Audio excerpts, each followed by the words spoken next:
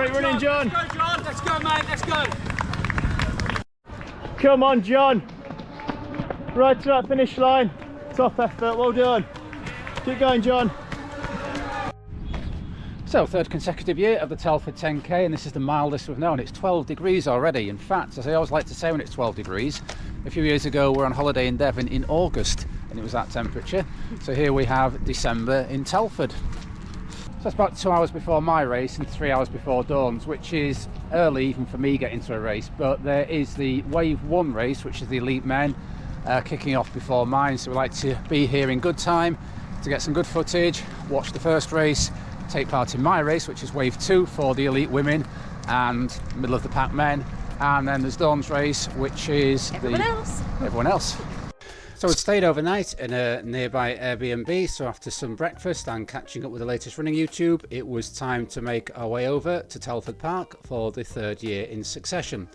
We got out the car, walked the course a little bit just to loosen our legs, then it was back for some bicarb. So here we have John improvising with his container for his bicarb. We couldn't find a container in the car, so he emptied out the remnants of his coffee, washed it with some water, and hey presto, we have a bicarb container. Yum yum. Whilst I waited for the elite men race to start, I did a few activation exercises. So here we go, 10:15, the men's elite race, which also doubles as the English Championships. Incredible sight here. I think something like 57 of these runners ran under 30 minutes for the 10k distance. So a fantastic sight to see, and well done to them. There was also time for me to watch them come through the first lap before I completed my final preparations for my race. Went up to the start line, which you can see here. This is the elite women's field, to say a mid-pack men. So make your way to the start here, and then we're off on quite a downhill start. Feeling okay at the minute, just getting into pace.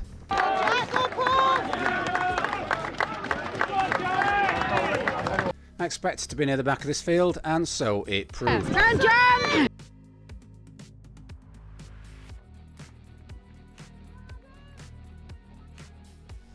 I went down to watch John's race just after the 5k point, and it was lovely to meet up with Ryan and Hayley from Rayleigh Adventures. Meanwhile, somewhere else on the course, here am I. The first 2 kilometres of this race is downhill, and I managed to clock under 4 minutes per kilometre for both of them. So that was okay, but I can't say I was feeling 100%. But I often know that things can change very quickly, you can get a burst of energy, so I just carried on working down to the far end point, which is about 3 kilometres into the race. In a minute you see all the fast people coming back up. There's the leading men, I think there's a lead woman in this pack just coming up here, so it's good to see some of the faster runners in this race. So as you can see from this picture of me at about 3k, I look reasonably focused, don't look in any massive discomfort, and things are going okay. So I'll just put up the splits for the first 3 kilometres. But we get to the bottom end of the course, turn into the 4th kilometre, and that is not a face that should be feeling like that in the 4th kilometre of a 10k where we're in control. Times are starting to slip and things aren't very good. I'm getting a little pain in my shoulder as well, which isn't helping, but I know I've just got to push on and see where we get to at halfway.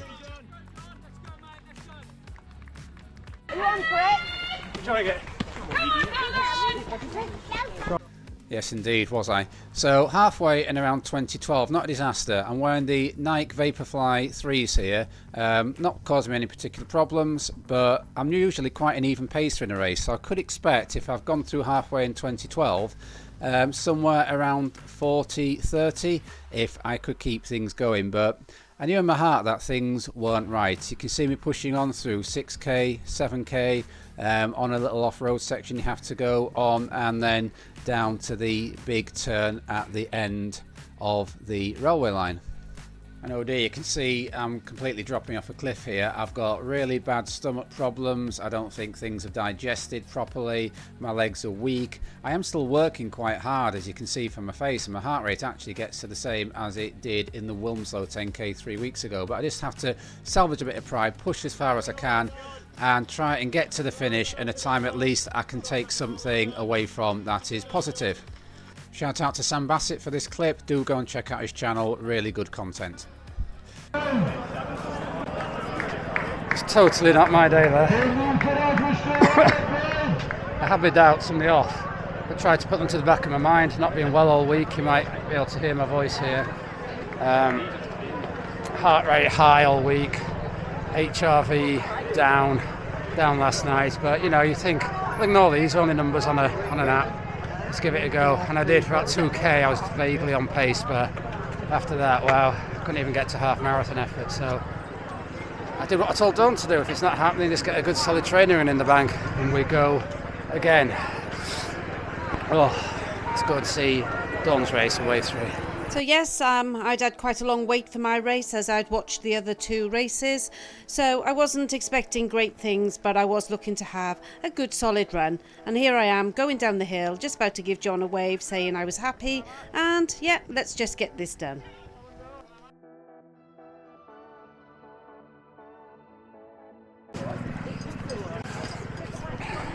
Another interesting point to note, is my quads are cramping like they've done a marathon. And I went for the Vaporflies today, not used to wearing them too often, but they've never been a problem in the past. But today, oh boy, something's not right. Yeah, feeling a bit like an old dinosaur at the minute, but back to Dawn's race. Come on, Dawn! Come on, start taking them. 45 is about 50 behind you, come on. So I positioned myself around the 5k marker with Andy and Brett from running the Red Line podcast and awaited Dawn coming through. And here she is, just doing her thing, nailing a good 10k. So it's good to catch up with Andy and Brett, you can see here, talking all things YouTube, and then awaiting Dawn coming through to the finish here in a time of 44:30, which put her second female 60 in the race. So back at the car in the multi-story. Marks out of 10 for you, Dawn? About 6 or 7. Yeah, for me a 4 or 5. Positives. Come to a great event. 3 races to watch. Been around brilliant positive people all morning. You know who you are. So yeah. Got a car full of clothes everywhere. It's better than not having a car full of clothes like many people in the world. Oh. Anyhow, John's ill. Shouldn't have raced.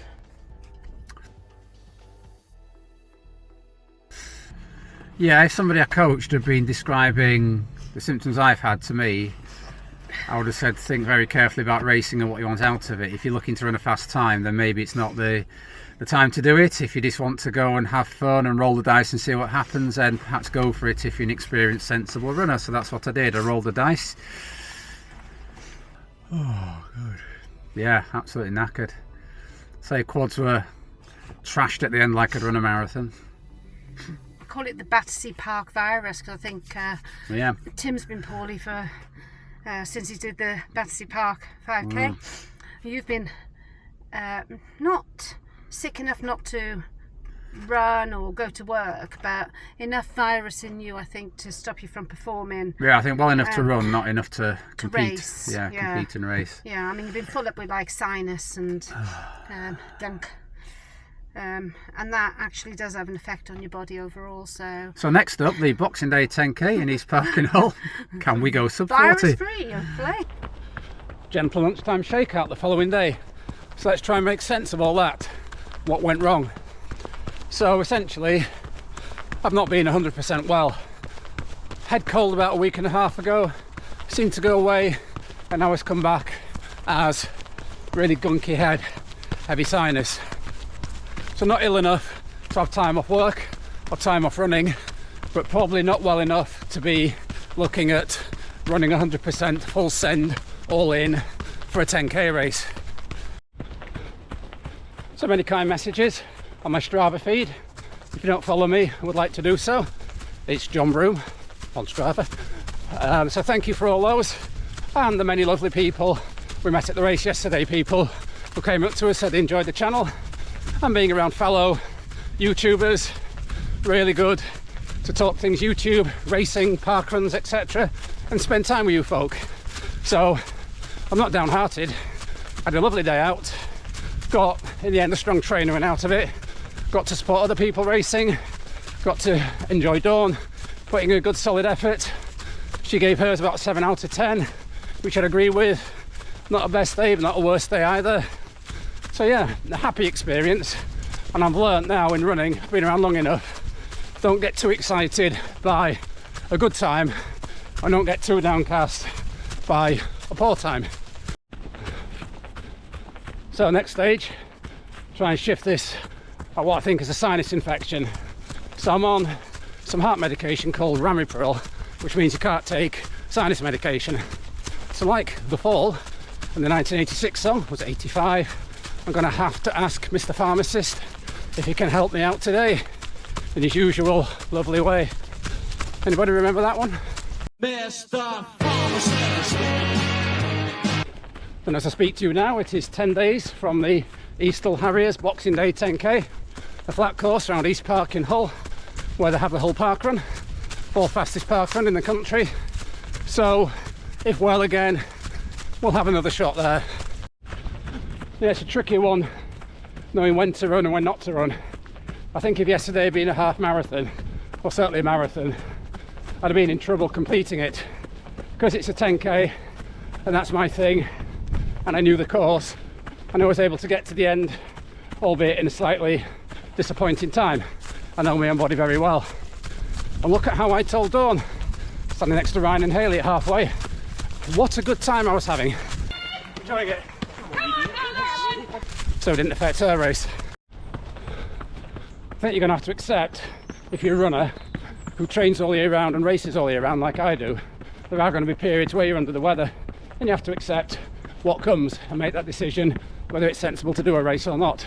I don't regret doing it, got a good workout out of it, a PB on the Telford 10K course, and I'm sure I'll be back next year to try and finally nail that sub 40 there. So the search for that sub 40 10K continues. So hope you've got something out of this video. If you have, please give it a like, and if you'd like to see further progress towards hopefully nailing that sub 40, then please subscribe to the channel. So until next time, keep on keeping on. Keep on keeping on.